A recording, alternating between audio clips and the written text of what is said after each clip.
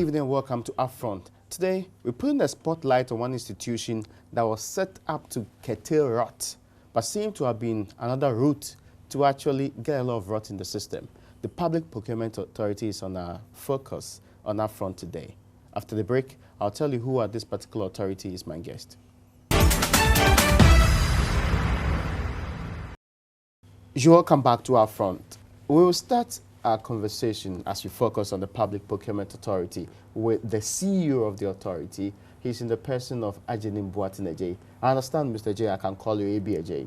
Very much so. I hope you're doing well. Very much indeed. You had your baptism of fire in the media with a big-time allegation that just when we were approving over some $72 million SSNIT, what they call it, software, and calling on you for help, you had your own big-time rot involving some $97 million, what they call it, software you have procured. What's the truth in this particular allegation? Thank you very much, Raymond, and good evening to your viewers, your cherished viewers. To start with, the Public Procurement Authority has not gone for a $97 million software as alleged. The Public Procurement Authority is introducing a new procurement dimension, which is the e-government procurement, and that is a whole system by itself. Let me give you a background to how the figure 97 million popped out. In Ghana's quest to bridge the divide, the digital divide, to provide efficient service delivery, it thought it wise that it will make a proposal, or it will put a proposal across to the international community, precisely to the World Bank, for consideration for sponsorship. Now, this was a program that started in 2011 when the government and the World Bank started talking about the need to bridge the digital divide in its service delivery. At the end of the day, they came to a certain conclusion, and the World Bank showed interest to sponsor that master plan, which was termed eGhana. The program continued until somewhere in 2012 when the whole program came to an end, and for so many reasons, I believe it had to do with technical issues. So somewhere in 2013, the whole program was revived, and the government made another strong proposal to the World Bank. This time around, they were able to agree on the financial agreement. And that financial agreement amounted to 97 million for the entire e-transform project. This time, the eGhana project has now been named or renamed e-transform. And this was in 2013? This was in 2013. Okay. So that is where the government of Ghana and World Bank had come to an agreement to pursue that agenda, that bridging the digital divide of its service delivery. This includes the entire spectrum. The BEPS and DES registry. The entire spectrum of the government machinery. The Registrar General's Department. Every institution you may think of. But then in that program, or in that agreement, they agreed on 4 major areas or broad areas, which in that agreement are called components. So they had component 1, component 2, component 3, and component 4. Now, to come to PPA and its activities found itself under component 3 of those 4 broad components. Now, component 3 essentially is a scaling up of government priority areas.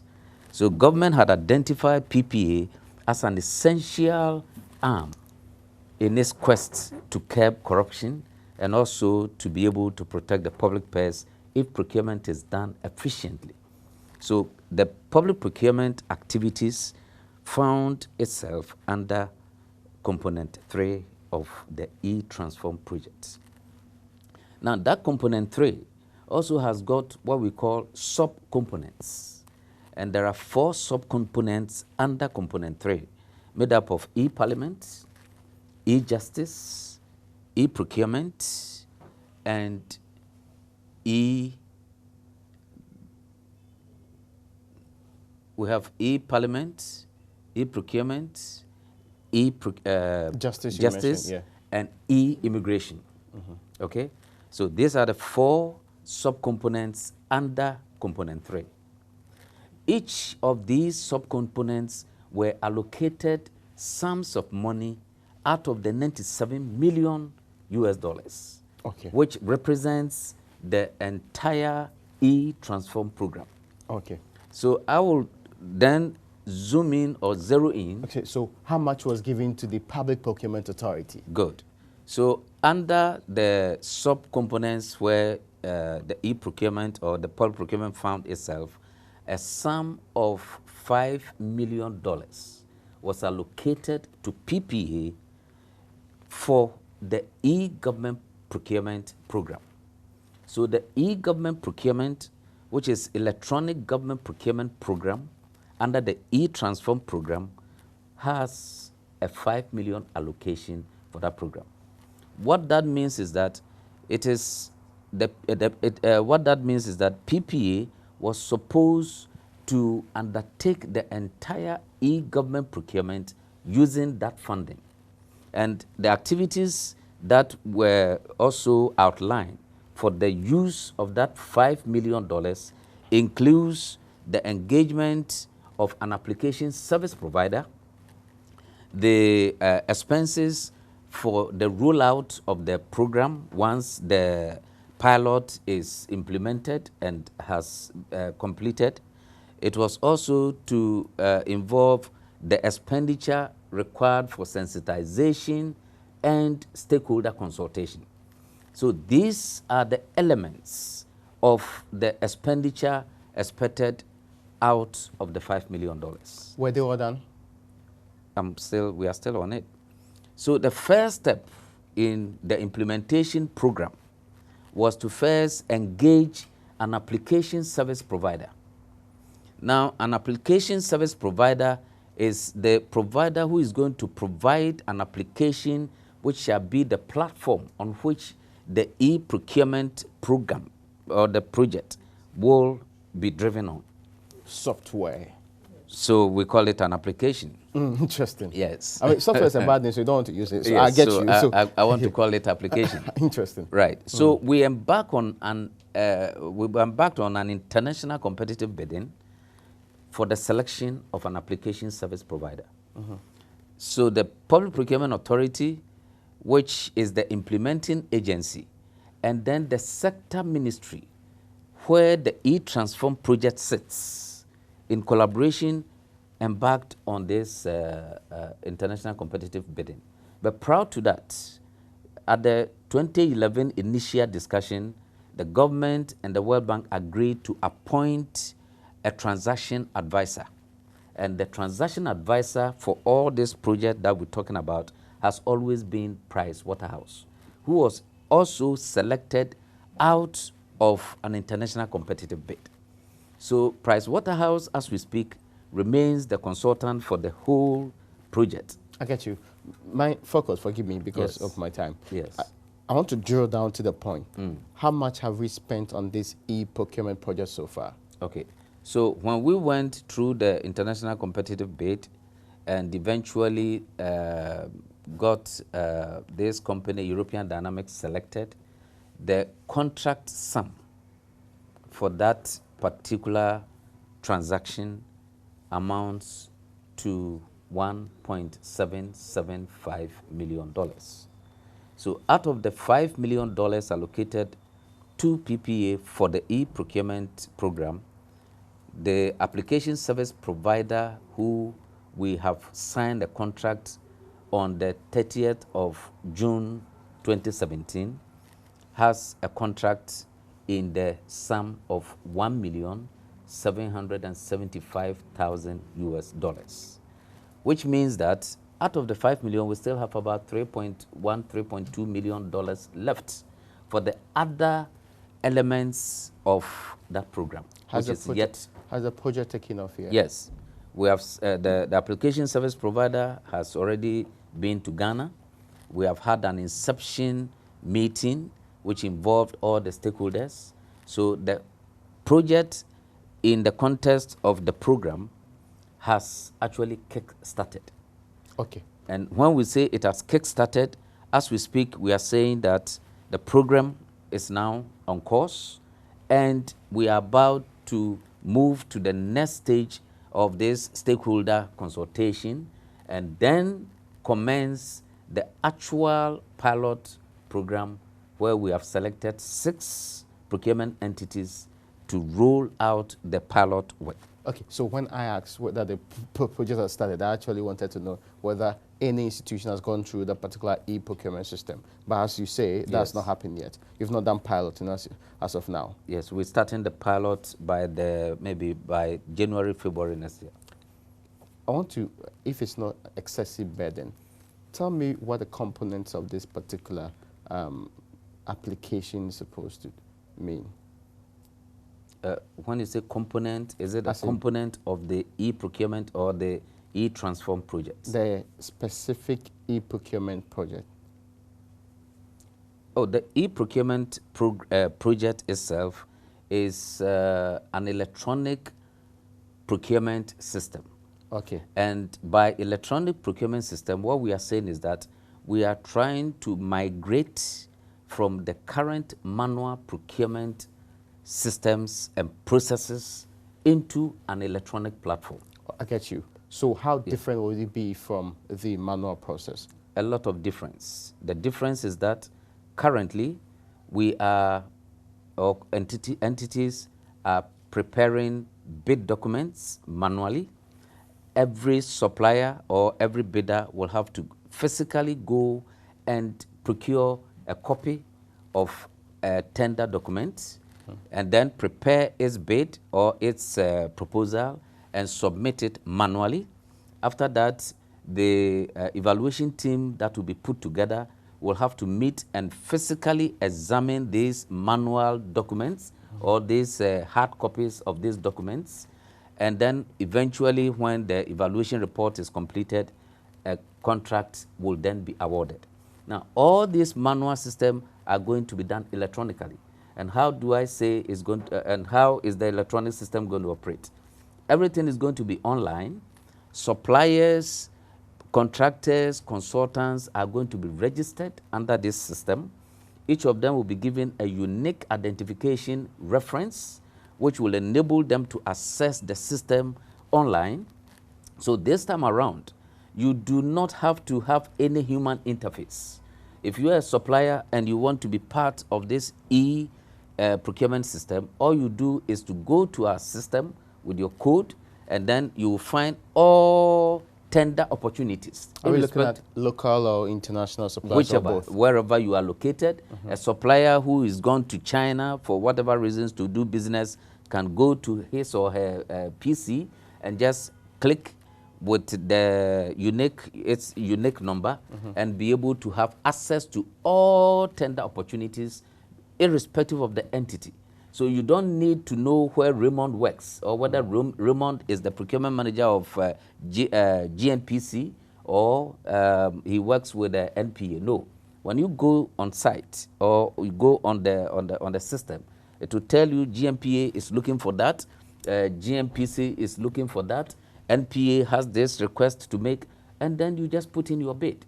Now these bids will be captured electronically, and when it is time even for evaluation, instead of assembling people to come and sit and look at the evaluation, look at the bids separately, we will have what we call e-evaluation, which means the evaluation is going to be electronically done. You may be a member of the evaluation panel. Rhoda may be a member of the evaluation panel. Ajua may be a member of the evaluation panel, but they never will meet each other. They will never see each other. Never? No, they will never. Will they know who they are? They will never know who is the other evaluation panel member. All they know is that they've been selected. They go onto the system, look at the bids that have been submitted, And, you know, they are all encrypted. So the only time that you are able to see the bits that have been loaded or uploaded onto the system is when you feed in your unique code, which will be provided you as an evaluation panel member. And so you do your evaluation and give your comments, and they will be collated centrally after each person has given his or her comments on the various bits. So the whole idea of this new system that we are introducing is to, as much as possible, remove the human element in our procurement discourse. Because I get your point, and it sounds like a very fantastic idea. it is. Except that mostly the fantastic ideas have implementation, the intent for setting up the entire system might be different from how the implementation goes in this case. Are we assured of flawless implementation? Well, that is what we are going through currently. Like I said, the application service provider has come over. We've done our inception meeting. We are doing stakeholder consultation. We're also doing what we call integration requirement specification development. Okay. You see, the integration is the most important segment of this whole technology. And what I mean by integration is that, you know, at the moment when you are bidding for any contract, there are what we call certain statutory requirements that should be provided. Yeah. When you put in a bid, you are supposed to attach your business registration certificate, your tax clearance certificate, your VAT certificate, your social security certificate. Now, these certificates are manually attached. If you're going onto the electronic platform, we are expecting to have an interface with these institutions so that you don't need to go look for these documents and come and do an upload. That's not what we intend to do. Okay, I get your point. And very much so, I'm sure when we start rolling it out, I'll come Yes. for this particular detailed conversation on that. Yeah. But now I want to stay on the surface of it and probably get to know this. You said over a million, 1.7 million is the amount you are looking at to, you've already spent on the application itself. Have you purchased permanently this application? Well, what the contract, the details of the contract is that this application service provider is supposed to come and introduce this software onto the system, and it will be run on the NITA platform. You know, Ghana has got, we got NITA. Yes. So NITA is going to provide the data center services, okay, where all these institutions will be able to log on. So who, all right? who so owns the application? in 2 years, when they have finished with the initial rollout, we will own it and run it. Okay, that's interesting. How about maintenance cost? Who's supposed to pay for it? When you say maintenance, for the initial 2 years, yes, that the application service provider will be responsible for the implementation, they will be responsible for maintenance, and it is part and parcel of the amount you are paid. Yes. So we don't have to pay an extra amount of money for all of that. There's nothing like extra maintenance costs. Okay, so the indication that many get when some of these arrangements also go through the process is that the selection of the individuals who are part of this, did they go through your own procurement processes? When you say selection of individuals? As in the provider of the application. Yeah, I said we had to embark on international competitive bid. Okay, well, if you've made that point, yes, very much so. We had to go through international competitive. In fact, we did 2 rounds of international competitive bid. I didn't see the advert. I mean, probably. Yeah, of course. I mean, but we have the evidence to show anybody who wants to get to know. You published where? It was on the website. On your website. And it went into the international journals because the requirement. Like possibly which one? The Time magazine. Oh, it was in the Times magazine. Yes. Yes, and the World Bank also has a platform for such competitive bidding processes because it was funded by World Bank. It is a requirement that you put it on the World Bank website as well. Okay. Which we did. So there were 6 companies. Can you reference a date of publication of this particular notice? Like I said, this program started about 2013, thereabout. In fact, it's gone through the mail, and of course, 2013 I wasn't here, but I've been following the developments. Since I came, I've actually reviewed everything. I cannot remember the exact date of publication. Okay, so now I want to move slightly away from this particular one.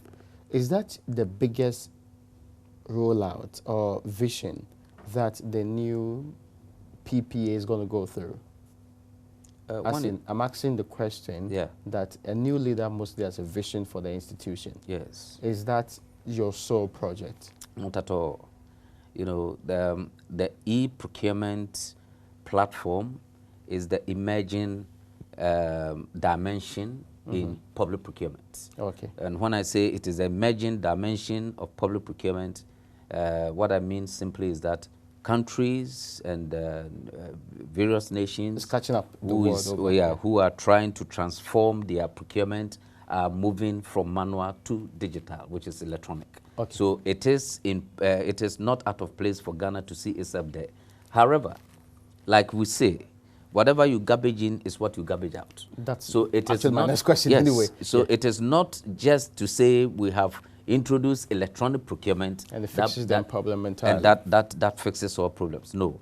It is the way the systems and the initiatives and the innovations that you bring to bear, that will make that electronic platform effective and efficient. And which innovators are you looking at specifically? Yeah, sure. You asked me whether this is my only flagship, initiative. Yeah. Definitely not.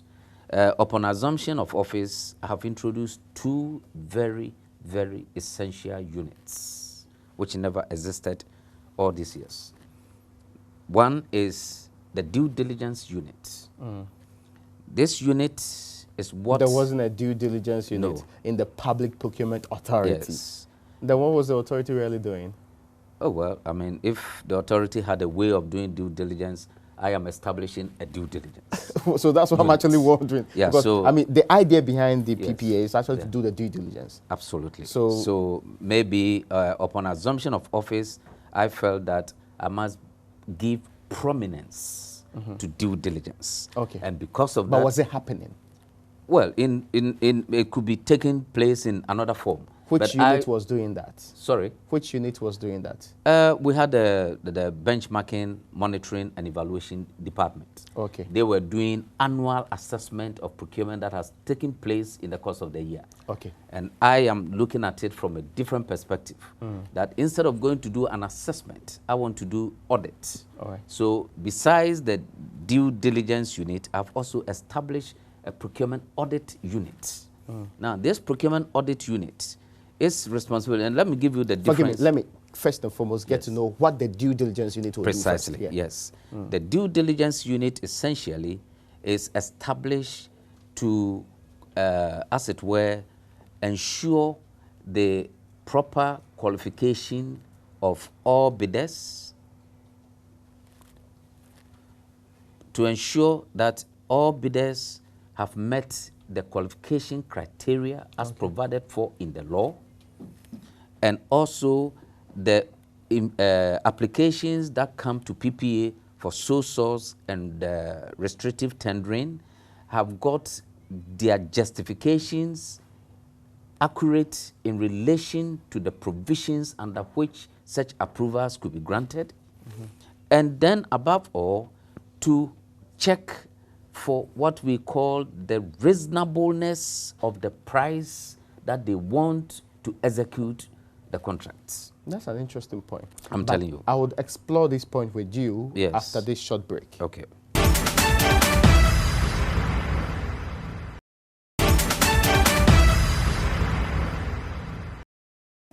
You're welcome back. Today we're putting a spotlight on the Public Procurement Authority. As I did tell you, that institution was put in place to make sure that the money that belongs to the state is not wasted on frivolous things, and we don't do procurement at prices that are supposed to be. So many are complaining, including the president, that the system has been abused for a very long period.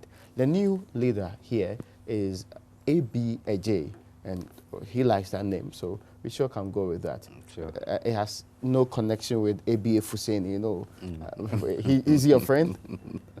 I don't want to comment on that. Oh, I just wanted to know whether he's your friend and you've had engagements with him in times past. Raymond. Okay, because he's been in the media, so I was just thinking that you've had interface somehow, and the integration has happened at some point in time. No comments.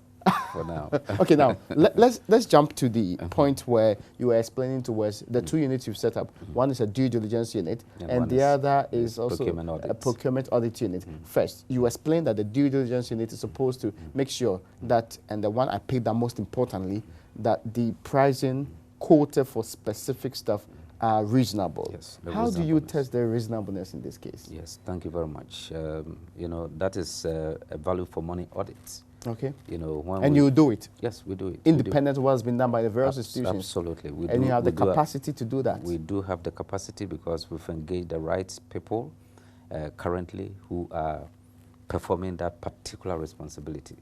So what we do is that we go behind the price that has been indicated by the entity, that is the kind of estimate that they want to engage whoever they have nominated for that contract. So the first thing we do is we may want to go back to even the same source and find out whether if we were going to buy it different, we were going to buy from them from another source, they were going to quote the same price or otherwise. The other thing we do is to go onto the net and look at the specification provided and just go look for a similar or alternative requirement or item and see what prices are offered for that particular product in the open market or on the international market. We have been able on many occasions, or I would say 60% of cases, that we have had to do this price reasonableness to be able to go back to the entity to ask them to go for renegotiation, because from our study, that price quoted is on the high side. So you mean that institution that you just mentioned to me is already functioning? Which institution? The due diligence unit. Yeah, it is functioning. It is a unit. Yes, here. It's a unit here. When was it set up? Upon assumption of office. And that's like how many months? 4 months. 4 months. 4 months ago. Yeah. Okay, so in 4 months, you've already started correcting some defects or so with the reasonableness of pricing. Yeah. How many of these situations have you dealt with so far? A couple of them, and I'm going to come out maybe in the next couple of weeks with a whole, let's say, a whole information on the amount of savings that we have made to the state. You don't have an estimate in mind? No, I don't want to guess any figure because we are compiling it. So now I'm getting your point. So since you actually occupy this office, can you record the number of procurement you have to approve or go through at this particular due diligence unit? It's part of the data that we are compiling, because we want to do it month by month and then for a quarter. So I get it, but I just wanted to know, like, what percentage of these did you have to step in to make sure that it was a reasonable price that was being quoted? Well, first, let me look at, let me talk about the first quarter approval levels. Yeah. When I took over from my predecessor, what I did was to go back into the past to see the trend of number of applications and the approval levels. We had situations where applications received and approvals were in the region of about 98%, in fact 99% for restrictive tendering and about 98% for sole source, meaning that almost every sole source application that came here got approved. In the first quarter, the analysis that we had was that looking at comparing our current with the previous, the same period last year, we had an average of about 58 applications for restrictive tendering, out of which only 18% were approved. Okay. And then we also had a certain number for sole source, of which the approval level was about 27%. You don't recall the exact number? No, that's what I'm saying, that Okay. I will have a separate report I get you. for the press, giving the full details. But we are just trying to make a simple comparison that... I get your point. I just want to be able to clarify a couple of things. Is it true that over 80% of the government request for, what do they call it, sole source, request for procurement were through sole source? Well, that cannot be generalized in the sense that the report that I have with me indicates that when they did the national procurement assessment, they had certain figures which did not give that kind of impression. So it's not true? I'm coming. However, we have got individual assessment cases where there are institutions that had up to 97% of their procurement done through sole source. Okay, but then when you take the national average, then you see figures which are so low as 5%, 7% sole source. Okay. But then the danger in all this is that those figures or those few entities whose procurement, the large portion were made up of sole source, are high spend entities. So for instance, if you were doing an assessment of 100 entities, yes, and then you have an average that at the end of the day, when you did the average of the various methods of procurement, and sole source represents maybe 7%, and then you go and observe that 2 out of this 100 were very high spend entities, and their procurement volume, 97%, were done by sole source. That alone defeats those kind of statistics. Okay, so I want to understand it. You're saying that 5 to 7% of the procurements are through sole sourcing and not 80%? I think I've explained myself better. I get you. We have a national figures, which is the statistics. You've made that point very clear. And then we have... But because, I mean, I'm actually talking from the thought that the Minister of State in charge of procurement is the one that made this claim, that 80% of these procurements are through sole sourcing. The figures that we have for our 2015 public procurement assessment does not support that. Okay, but let me also get this clarity. What you explained to me in this case indicates that even though sole sourcing is on the bulk of the procurement, in terms of quantum, the sole sourced engagements are actually very huge. Is that the impression? In terms of value? Instead of value, yes. Yes, in terms of value. It's actually the bulk of it. No, we can't say that the bulk of it, but we are saying that in terms of value, they represent a large proportion of the overall spend or overall expenditure. Which institutions have been identified as to be mostly the ones requesting sole sourcing or being given sole source procurements? No, almost, you know, for the institutions. I'm talking about, do some institutions stand out?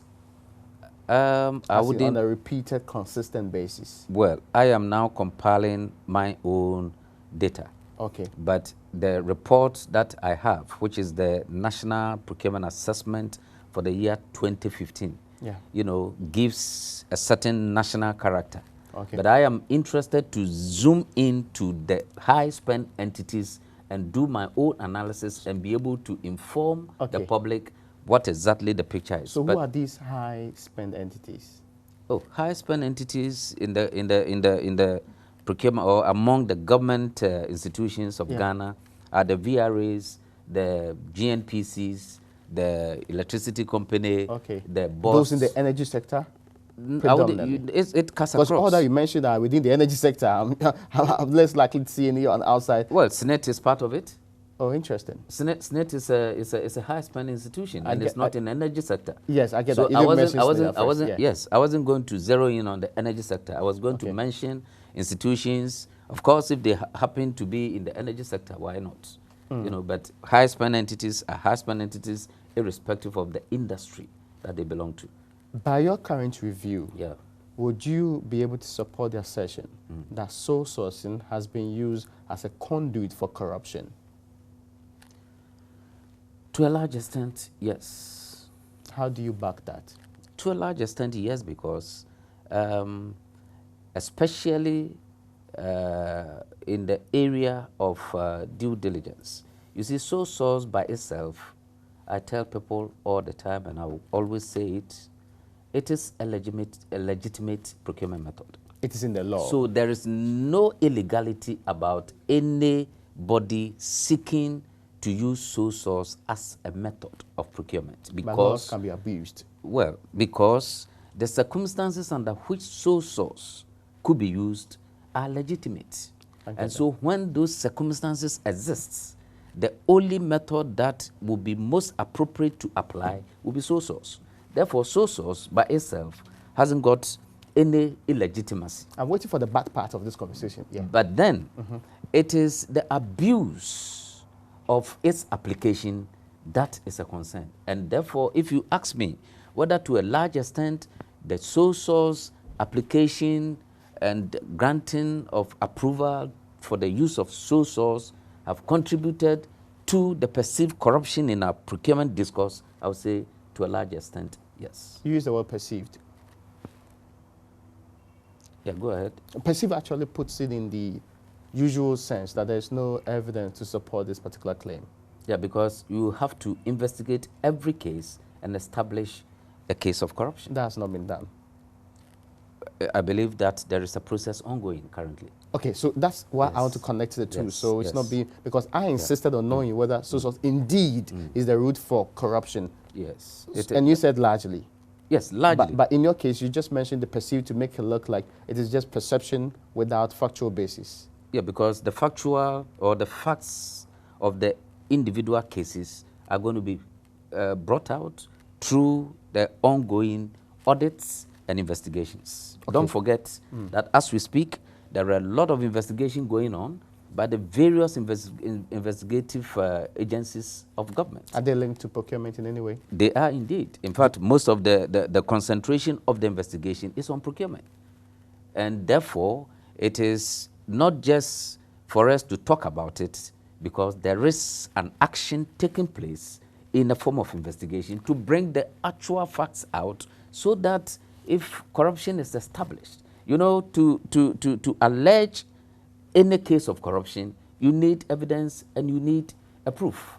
So we can say generally that, oh yes, over the years, there has been corruption in procurement, the sole source methods have been abused on several occasions, and that has led to you know, revenue leakages all over the place. Yes, that perception is there.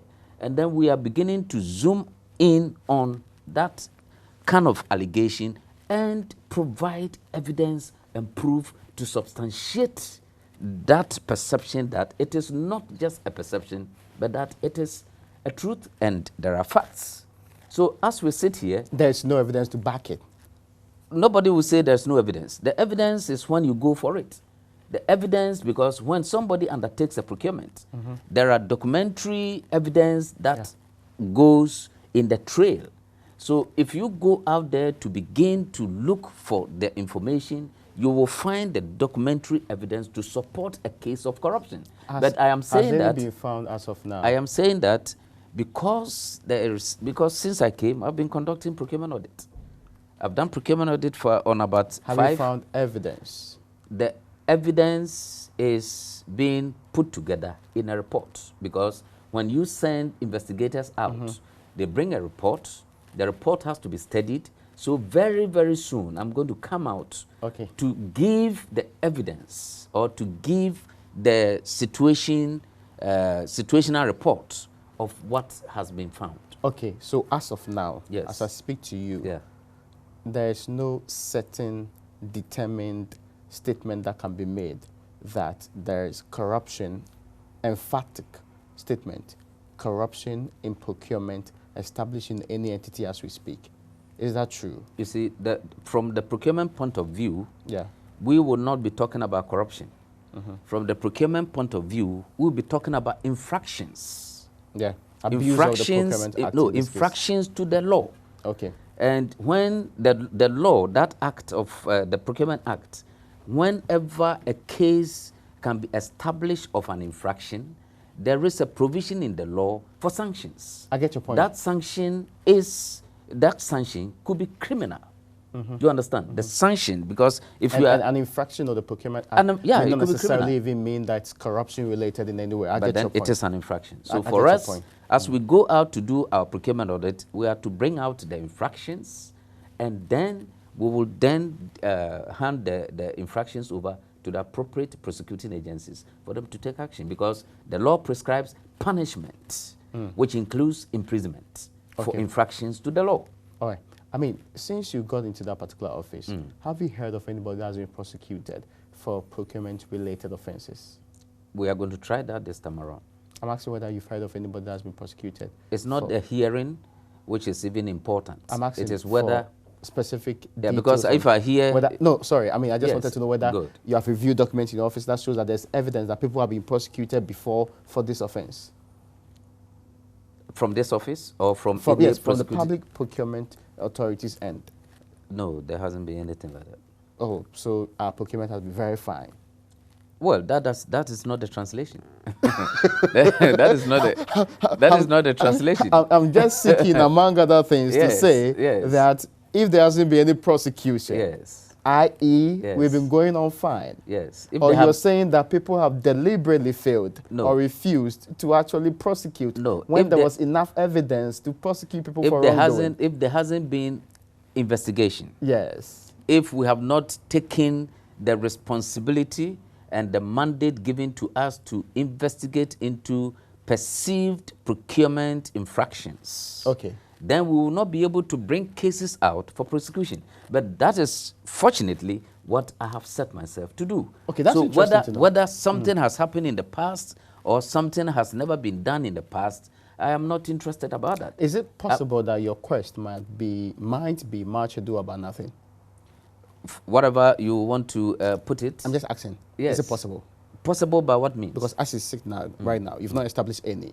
What you're doing is do an inquiry. Yes. The possibilities are that you can get something or may not get anything at all.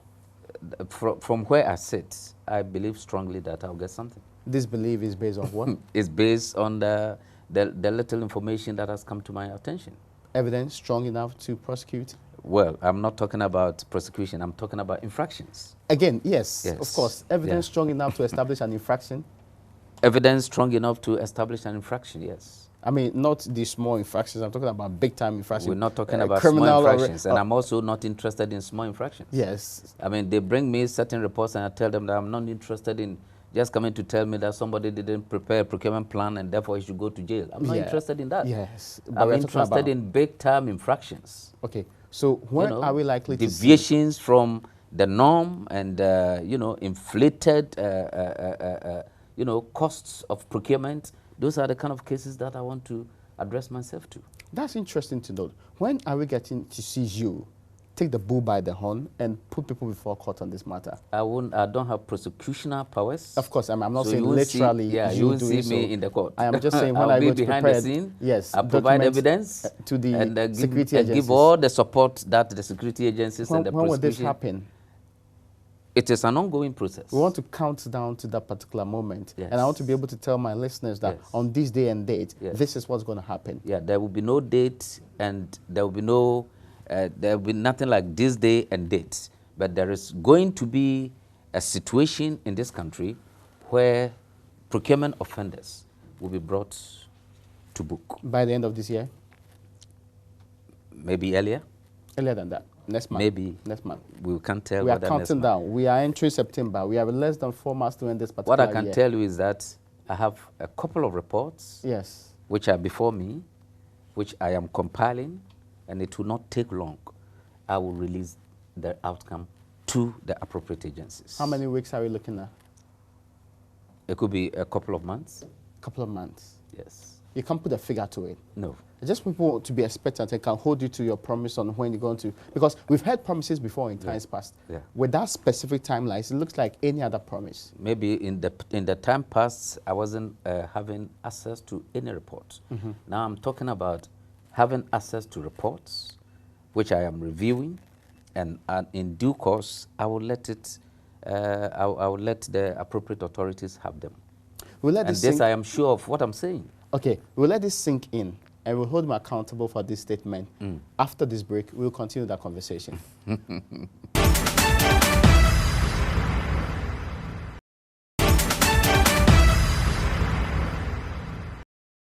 You're welcome back. We'll be concluding our conversation with the CEO, the first CEO of the Public Procurement Authority. His name is Ajenim Boatin Ejay. I can call him AB Ejay. I mean, he's cool like that anyway. Sure. Anyway, but let's conclude on the basis.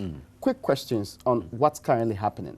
First and foremost, SSNIT. You say that after the PwC's probe, you do your own probe and possibly look at a breach of some procurement laws.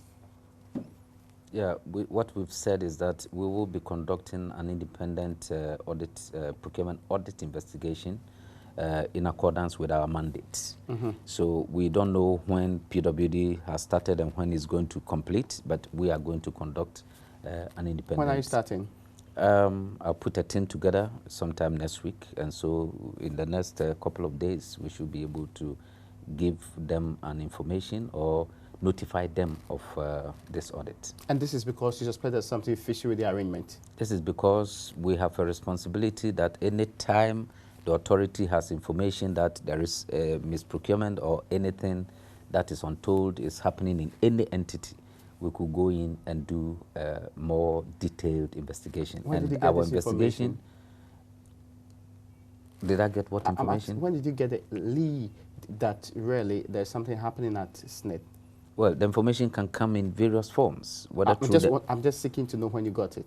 This particular information? Yes. Well, it will not be the first of its kind because as I told you, even when somebody... So you started your own query before the brouhaha over? Absolutely the point. You started? Yes. Okay. So now, this is, would it be beyond the OBS? Because we understand there's another 150 million projects that's also on its head. Would it be beyond the OBS project? We're not going just because of this OBS contract. So you are reviewing We're going to do investigation of SSNIT's procurement at least for the year 2016 and possibly extend it to 2015 if time permits. Are they the only years that SSNIT has done procurement, or these are the only years you're interested in? Well, of course, we can do procurement, we can do investigation for the past 8 years. But then if you want to get your hands on an information that could lead you to do other more detailed investigation, you must start from somewhere. So this is just a starting point. Okay, but my very interesting point I also want to find out from you is, now we know SSNIT is on your radar. Which other institutions are on your radar?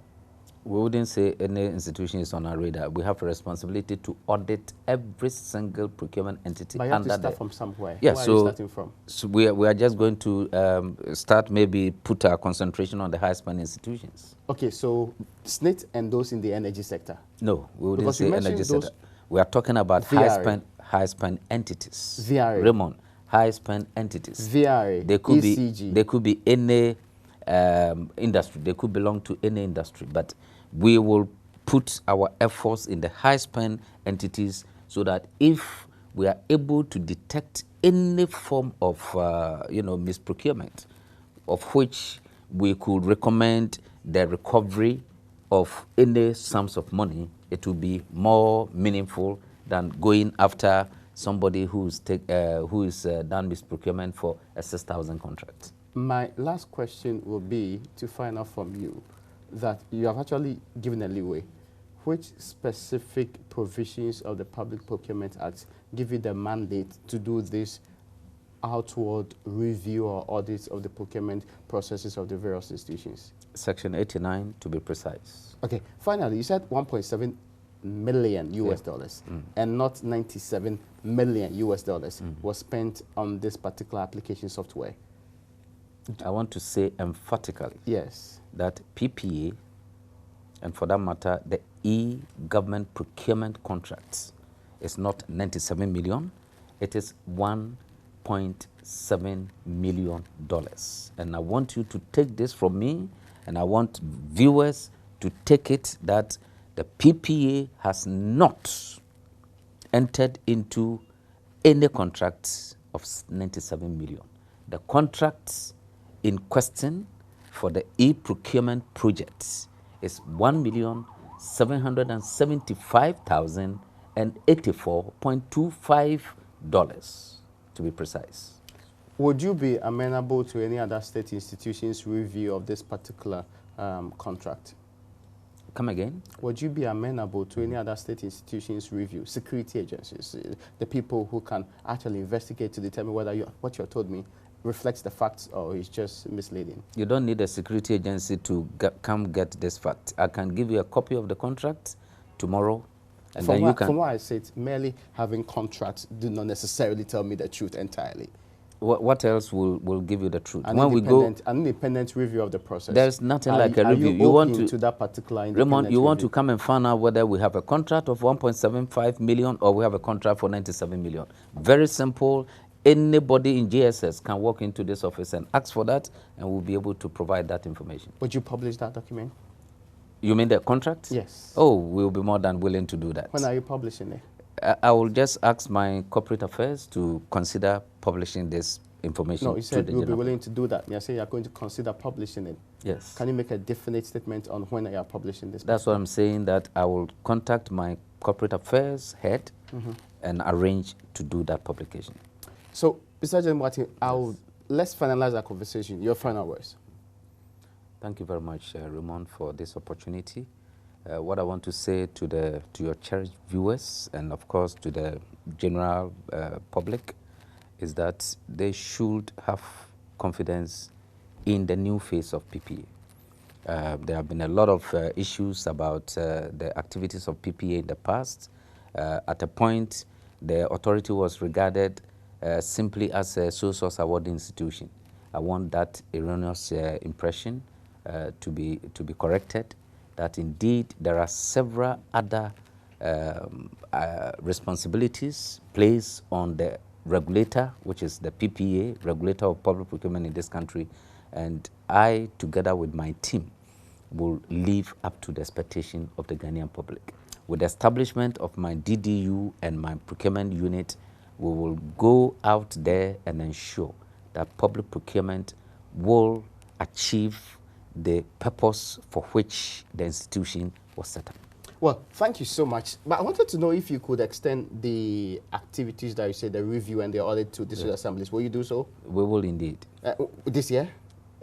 Maybe by early next year. We'll have a program and we're going to roll it over to cover every entity, including district assemblies. Many thanks to you for joining us on Upfront today. Thank you too. Well, folks, that's how we tie the nice ribbons on today's edition of Upfront. My name is Raymond Alqua.